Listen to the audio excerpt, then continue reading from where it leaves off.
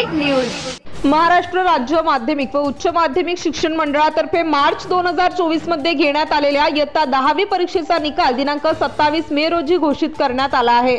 Jalgaon police अधीक्षक महेश्वर रेड्डी यांच्या संकल्पनेतून जळगाव जिल्हा पोलीस दलात प्रथमच पोलीस दलातील अधिकारी व अंमलदार यांच्या ज्या पाल्यांना 80% वर गुण मिळवून विशेष प्रावीण्यासह उत्तीर्ण होऊन यश संपादन केले आहे, अशा पाल्यांचा दिनांक 29 मे रोजी पोलीस मुख्यालयातील मंगलम हॉल येथे पोलीस अधीक्षक doctor Maheshwar Reddy, upper police अधीक्षक अशोक नखाते, प्रमोद पवार, पोलीस उपअधीक्षक गृह यांच्या हस्ते एकूण 42 पाल्यांना प्रशंसापत्र व बक्षीस देऊन गौरविण्यात आले।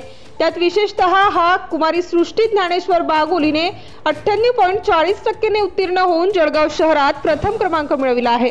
सदर कार्यक्रमावेळी पोलीस निरीक्षक दीपक बुधवंत, मानव संसाधन विभाग व राहापोनी संतोष सोनवणे व पोलीस अंमलदार देखील उपस्थित होते।